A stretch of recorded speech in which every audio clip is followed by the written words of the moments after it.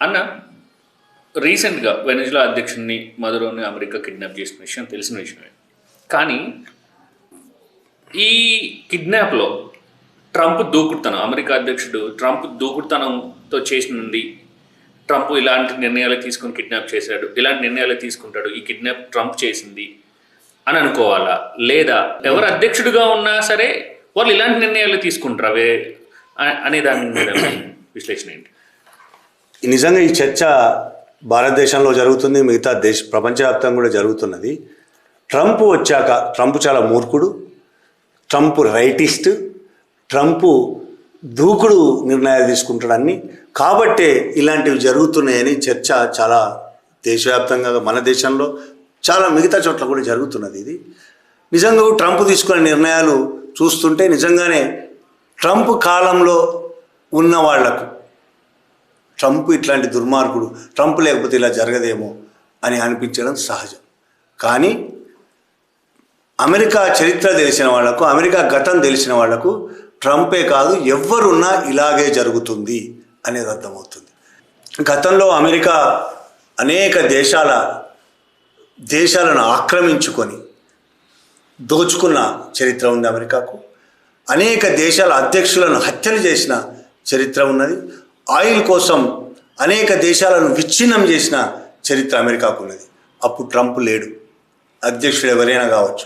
అక్కడ అధ్యక్షుడు ట్రంపా, బుషా, క్లింటనా, ఒబామా దానితో సంబంధం లేదు. అక్కడే కాదు, ప్రపంచంలో ఏ దేశంలోనైనా అధ్యక్షులు, ప్రధానమంత్రులు ఎవరు అనే దానితో సంబంధం లేదు.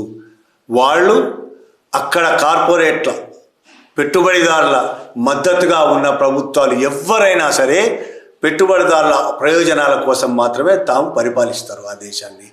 విదేశీ సంబంధాలు కూడా తమ దేశ పెట్టుబడిదారుల ప్రయోజనాలకు లోబడే ఉంటాయి తప్ప వేరే రకంగా ఉండవు. దానికి ఉదాహరణ అమెరికాకు సంబంధించి జాన్ పెర్కిన్స్ అనే ఒక సిఐఏ ఏజెంట్ అతను economic hit men 1970s 80s మధ్య పనిచేశాడు. ఆయనే రాసిన ఒక నవల ఉంది, confession of an economic hit man అని 2004లో ఒక నవల రాశాడు, ఒక పుస్తకం రాశాడు. నవల అంటే ఫిక్షన్ కాదు, జరిగిన కథల్ని. అలాగే 2016లో కూడా దాని continuation new confession of an economic hit man అని కూడా రాశాడు. ఆయన ఫస్ట్ పుస్తకం రాసినప్పుడే ఆయన చెప్పాడు ఆ పుస్తకంలో ఎందుకు రాయాల్సి వచ్చింది. తన కూతురు బలవంతం మీద నేను ఈ బుక్ రాయాల్సి వచ్చింది. నేను చాలా అన్యాయాలు చేశాను, నేనే కాదు అమెరికా తరపున పనిచేసే నాలాంటి వాళ్ళు కూడా అనేక దేశాల్లో చాలా దుర్మార్గాలు చేశాము. మేము అనేక ప్రభుత్వాలను కూలదోసాము, అనేక మందిని హత్యలు చేశాము.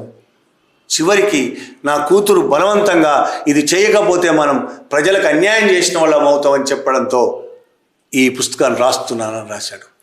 ఆ పుస్తకం రాస్తున్నాడని తెలిసినప్పుడే ఆయన మీద హత్యా ప్రయత్నాలు చాలా జరిగాయి. జాన్ పెర్కిన్స్ మీద ఆయన చంపేయడానికి చాలా ప్రయత్నాలు జరిగాయి అమెరికాలో. అయినా తప్పించుకున్నాడు. ఆ 2 పుస్తకాలు బయటకు వచ్చాయి.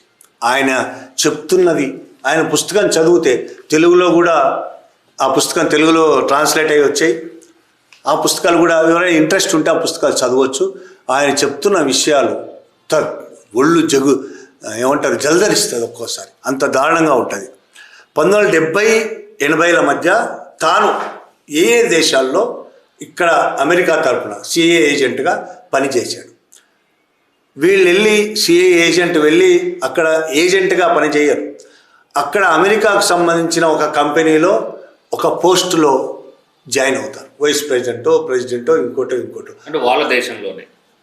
ఇండియాలో ఒకవేళ సిఐఏ ఏదైనా చేయదలుచుకుంటే ఇండియాలో అమెరికా కంపెనీలో వచ్చి ఇక్కడ జాయిన్ అవుతారు. అతని పర్కిన్స్ కూడా అలాగే ఇంకో దేశంలోకి వెళ్ళి ఇంకో దేశంలో ఒక కంపెనీలో, అమెరికాకు సంబంధించిన కంపెనీలో ఒక పెద్ద పోస్టులో జాయిన్ అవుతారు. జాయిన్ అయ్యి అక్కడి నుంచి తన కార్యకలాపాలు మొదలు పెడతాడు.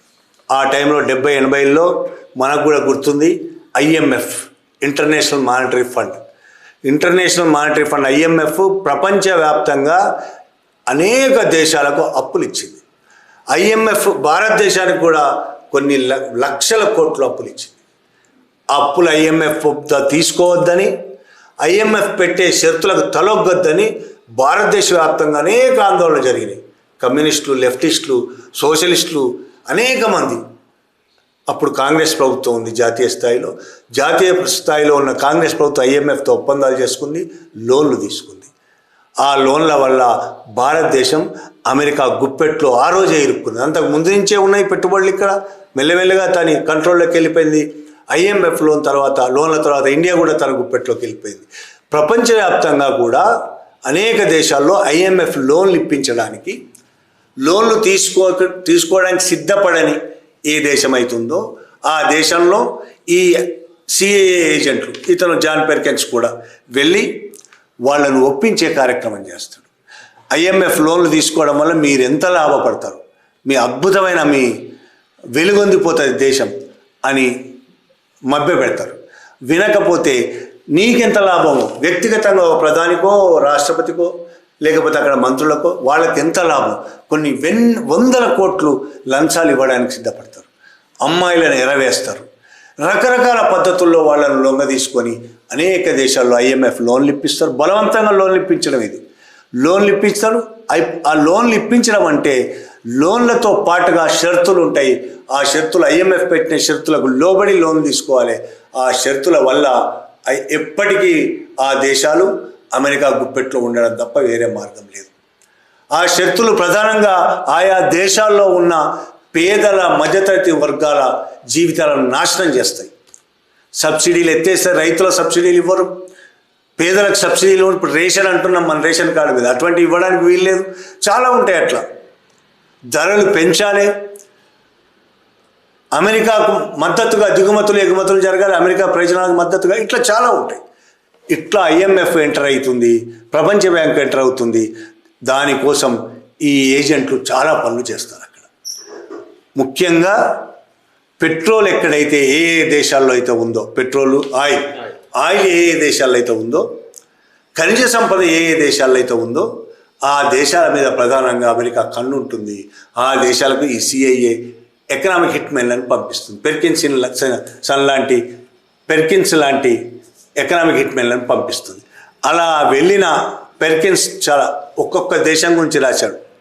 Indonesia, Saudi Arabia, Colombia, Iraq, Panama, Ecuador, Iran, Guatemala, ఇలా చిలీ, ఇలా ఎన్ని దేశాలు ఆయన తిరిగాడు. ఇన్ని దేశాల్లో ఎట్లా లొంగ తీసుకున్నాం అనేది ఆయన రాసుకొచ్చాడు. ఇండోనేషియాను లోన్ల పేరుతో అక్కడ అధ్యక్షుడిని అధికారులను లొంగ తీసుకున్నారు. చాలా సింపుల్గా లంచాలు ఇచ్చి కావచ్చు, ఇంకో రకంగా లొంగ తీసుకున్నాడు. సౌదీ అరేబియాను అలాగే లొంగ తీసుకుని ఇప్పటికీ మనకు అమెరికాకు సౌదీ అరేబియాకు మాత్రం మంచి సంబంధాలు ఉంటాయి. ఇప్పటికీ మొదట్లో లేని పరిస్థితి ఇప్పుడు ఉన్నాయి. ఎందుకంటే పెట్రోల్ అక్కడ బ్రహ్మాండంగా లభిస్తుంది కాబట్టి అమెరికాకు సౌదీ అరేబియా అవసరం. కాబట్టి సౌదీ అరేబియాను లొంగ తీసుకున్నారు. కొలంబియా, ఇతర లాటిన్ అమెరికా దేశాలు, ఇరాక్ అయితే మనం స్పష్టంగా చూసాం. ఇరాక్ సద్దాం హుస్సేన్ ముందు అమెరికాతో ఓకే పెట్రోల్ ఇవ్వడానికి సిద్ధపడ్డాడు, ఆయిల్ ఇవ్వడానికి సిద్ధపడ్డాడు.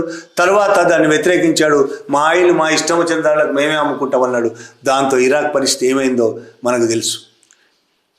వీళ్ళెవ్వరూ ఎకనామిక్ హిట్మెన్ చేసే ప్రయత్నాల వల్ల ఆ దేశాలు, ఆ ప్రభుత్వాలు మాట వినకపోతే, ఇన్ని ప్రయత్నాలు చేసిన తర్వాత కూడా డబ్బులు ఇచ్చినా, అమ్మాయిలు ఎరేసినా, ఇంకెన్ని చేసినా వినకపోతే చివరాఖరికి చేసేది ఏంటంటే ఈ సద్దాం హుస్సేన్ను చంపేసినట్టు లోకల్గా తిరుగుబాట్లు ప్రేరేపిస్తారు. వీళ్ళే, ఈ ఎకనామిక్ హిట్మెన్లే ప్రేరేపించి అమెరికా సహాయం చేస్తుంది. అట్లా సద్దాం హుస్సేన్ ఉరిదేశారు. చాలా దేశాల్లో వీళ్ళు అధ్యక్షులను హత్యలు చేస్తారు. అధ్యక్షుల హత్యలు డైరెక్ట్గా హత్యలు కావాలి. విమానాలు పడిపోతాయి, అధ్యక్షుడు చనిపోతాడు. హెలికాప్టర్లు కూలిపోతాయి, అధ్యక్షుడు చనిపోతాడు. అలా చేశానని కూడా పెర్కిన్స్ చెప్పాడు. పనామాలో అధ్యక్షుడు వినకపోతే ఒమర్ టొర్రిజోస్ అనే అధ్యక్షుడు 1981లో విమాన ప్రమాదంలో చనిపోయాడు. అమెరికా మాట వినలేదు, విమాన ప్రమాదంలో చనిపోయాడు. ఈక్వెడార్లో జైమ్ రోల్డోస్ అనే అధ్యక్షుడు 1981, ఇది కూడా 80 టైంలోనే, ఆయన విమాన ప్రమాదంలో చనిపోయాడు. ఇరాన్లో మహమ్మద్ మొజెడ్డక్ అని అతను కూడా ఇరాన్ ఈ ప్రమాదంలోనే చనిపోయాడు. గ్యాటమేలాలో అయితే అక్కడ తిరుగుబాటు తీసుకొచ్చి జాకోబ్ ఆర్బెంజ్ అనే అక్కడ అధ్యక్షుడిని లోకల్ తిరుగుబాటుదారుల ద్వారా వాళ్ళని రెచ్చగొట్టి వాళ్ళకి డబ్బులు ఇచ్చి ఆయుధాలు ఇచ్చి సిఐఏ పూర్తి మద్దతు ఇచ్చి గవర్నమెంట్ను కూల్చేసింది. ఆ తర్వాత ఆ దేశం నుంచి వాళ్ళ అధ్యక్షుడు పారిపోయే పరిస్థితి కల్పించారు. చిలీలో అలెండేను కూడా ఈ విధంగానే లోకల్గా కొంతమంది తయారు చేసి తిరుగుబాటు చేయించి వీళ్ళు సైన్యం పంపించి అమెరికా కూడా అనేక రకాలుగా మద్దతు ఇచ్చి అతన్ని పారిపోయేటట్టు చేశాడు దేశం. తర్వాత అతను ఆత్మహత్య చేసుకొని చనిపోయాడు. అది ఆత్మహత్యనా హత్యనా అనేది ఇప్పటికీ మనకు తెలియలేదు. జాన్ పెర్కిన్స్ చెప్పిన విషయాలు ఇవి, కానీ చెప్పని విషయాలు కూడా, అంటే ఆయన వెళ్ళని దేశాలు, లిబియా లాంటి దేశం, లిబియాలో గడాఫీకి ఏం జరిగిందో చాలామంది తెలుసు, టీవీలో చూసాం మనం. గడాఫీ పరిగెడుతుంటే వెంటబడి తరిమి ఒక గోలో దాక్కుంటే బయటికి లాక్కొచ్చి కొట్టి చంపిన చరిత్ర మన కళ్ళ ముందుంది. అప్పుడు ఉన్నది ట్రంప్ కాదు, బుష్ ఉన్నాడు. అప్పుడు దాదాపు అన్ని దేశాల్లో ఇదే పరిస్థితి గత ప్రభుత్వాలు చేశాయి, గత అధ్యక్షులు చేశారు. ఇప్పుడు ట్రంప్ కూడా వెనిజులాలో అదే చేశాడు. మధురోని కిడ్నాప్ చేశాడు. వీళ్ళందరూ ఎందుకోసం చేస్తారు? ఈ ప్రభుత్వాలు వాళ్ళ పర్సనల్ వ్యవహారాలు ఇవన్నీ. ట్రంప్ పర్సనల్ వ్యవహారమా, బుష్ది పర్సనల్ వ్యవహారమా, క్లింటన్ ఇవి కాదు. వాళ్ళు ఎవరి ప్రయోజనాల కోసం పనిచేస్తారు? కార్పొరేట్ కంపెనీల ప్రయోజనాల కోసం. ట్రంప్ ఇవాళ కార్పొరేట్ కంపెనీలు, వెనిజులాలో ఎవరైతే పెట్టుబడి పెట్టిన కంపెనీ ఉందో ఆ కంపెనీని చావేజ్ రాగానే, అప్పటి అధ్యక్షుడు 99లో చావేజ్ అధికారంలోకి రాగానే జాతీయం చేసి ఆ కంపెనీని బయటికి పంపించేశాడు. ఆ రోజు నుంచి కుతకుతలు ఉడికిపోతున్నది అమెరికా. అప్పుడు ట్రంప్ లేడు, కానీ ఆ కార్పొరేట్ కంపెనీ నష్టాల పాలైందని చెప్పుకుంటుంది. నష్టాల పాలు కాదు, లాభాలు తగ్గిపోయినాయి. ఎందుకంటే వెనిజులాలో ఫ్రీగా వచ్చే ఆయిల్ని తీసుకొచ్చి ప్రపంచానికి అమ్మేది ఆ కంపెనీ, ఫ్రీగా తీసుకొచ్చి అమ్మేది కాబట్టి చాలా లాభాలు ఉండేవి. ఆ వెనిజులా చావేజ్ వెలగొట్టాడు కాబట్టి లాభాలు తగ్గాయి. దాంతో మళ్ళీ ప్రభుత్వాల ద్వారా ఇవాళ ట్రంప్ ద్వారా మళ్ళీ అక్కడికి ఆ కంపెనీ వెళుతుంది. రేపు మాపు ఆ కంపెనీ మళ్ళీ తిష్ట వేస్తుంది. ఈ అందరూ కూడా అధ్యక్షులందరూ కూడా క్యాపిటలిస్టుల కోసం, పెట్టుబడిదారుల కోసం మాత్రమే, వాళ్ళ ప్రయోజనాల కోసమే పనిచేస్తారు అనేది ఖచ్చితమైన నిజం. అమెరికా పెట్టుబడిదారులు ఇవాళ ప్రపంచవ్యాప్తంగా తమ పెట్టుబడులు పెట్టి దోచుకోవాలనే ప్లాన్తో చాలా కాలంగా చేస్తున్నారు. భారతదేశంలో కూడా వాళ్ళ పెట్టుబడులు ఉన్నాయి. భారతదేశం ఎప్పుడూ ఎదురు తిరగలేదు, ఎప్పుడు వాళ్ళని మీ వ్యతిరేకంగా ఒక మాట మాట్లాడలేదు. కాబట్టి వీళ్ళని చంపాల్సిన అవసరం లేదు, వీళ్ళని ఆక్రమించుకోవాల్సిన అవసరం లేదు. కాంగ్రెస్ హయాం నుంచి ఇప్పటిదాకా హుజూర్ రాజకీయాలే వీళ్ళవి. ఈ మధ్య చూశాను, ట్రంప్ మోడీని ఇష్టం వచ్చినట్టు మాట్లాడుతున్నాడు, అయినా మోడీ అన్నీ మూసుకొని కూర్చున్నాడు. అంటేనే వీళ్ళవి హుజూర్ రాజకీయాలు. అంతకుముందు మన్మోహన్ చేసింది అదే. మన్మోహన్ ఏం చేశాడో ఇవాళ మోడీ కూడా అదే చేస్తుండు. అమెరికా ఏది చెప్తే ఎక్కడ కూర్చోమంటే అక్కడ, నిలబడమంటే నిలబడతాడు, కూర్చోమంటే కూర్చుంటాడు. ఏది చేయమంటే అది చేసే పరిస్థితి ఉంది. ఇక్కడ చట్టాలను కూడా అమెరికా ప్రయోజనాలకు అనుగుణంగా మార్చే దౌర్భాగ్యమైన దేశం మనది. కాంగ్రెసా, బీజేపీయా, ఇంకోట అనేది దాంతో సంబంధం లేదు. అమెరికా క్యాపిటలిస్టులకు అనుగుణంగానే మన దేశమైనా చాలా దేశాలు ఇవాళ వాళ్ళకు అనుగుణంగా నడుస్తున్నాయి. కాబట్టి వీళ్ళు ఎదిరించే వెనిజులా లాంటి వాళ్లను దాడులు చేస్తారు, హత్యలు చేస్తారు, కిడ్నాపులు చేస్తారు. అది అమెరికా చరిత్ర. ఓకే, ఇదే సందర్భంగా ట్రంప్ గ్రీన్లాండ్ స్వాధీనానికి కూడా సన్నాహాలు చేస్తున్నాడు. గ్రీన్లాండ్ని నేను కొనేసుకుంటాను, మీ అందరికి డబ్బులు ఇస్తాను, మీరు ఎవరు మాట్లాడకపోతే నేను సైనిక చర్యలు చేపడతాను. అంటే దీని మీద అసలు ఏం జరుగుతుంది? గ్రీన్లాండే కాదు, ఇప్పుడు ఎంత దూకుడుగా ఉన్నారు అమెరికా పెట్టుబడిదారులు అంటే, ట్రంప్ దూకుడుగా ఉన్నాడు అని మాట్లాడుతున్నాడు. ట్రంప్ దూకుడుగా కాదు, అమెరికన్ క్యాపిటలిస్టులు దూకుడుగా ఉన్నారు. ఆ దూకుడు మనకు ట్రంప్ రూపంలో కనబడుతున్నది తప్ప ట్రంప్ ప్రత్యేకంగా దూకుడుగా. ఇక్కడ నేను ట్రంప్ అని మాట్లాడుతున్నానంటే ట్రంప్ వెనక ఉన్న కార్పొరేట్ కంపెనీల గురించి మాట్లాడుతున్నాను. ట్రంప్ ఎంత దూకుడుగా ఉన్నాడంటే వెనిజులా మీద దాడి చేశాడు. వెనిజులా మీద దాడి చేయడానికి ముందే చైనాతో సుంకాలు పెంచుతారని బెదిరించాడు చైనాను. భారతదేశం మీద అధిక సుంకాలు వేశాడు. ప్రపంచవ్యాప్తంగా రష్యాతో సంబంధాలు ఉన్న అన్ని దేశాలకు సుంకాలు పెంచి బెదిరించే పరిస్థితి ఉన్నది. ఎందుకున్నది? మనం ఆయిల్ ఎవరి దగ్గర కొనాలి అనేది నిర్ణయించుకోవాల్సింది ఎవరు? నేను ఏ పెట్రోల్ బంకులో పెట్రోల్ పెంచుకోవాల్సింది నేను నిర్ణయించుకోవాలి. కానీ అక్కడ ట్రంప్ నిర్ణయిస్తున్నాడు భారతదేశం ఆయిల్ ఎవరి దగ్గర కొనాలి అని.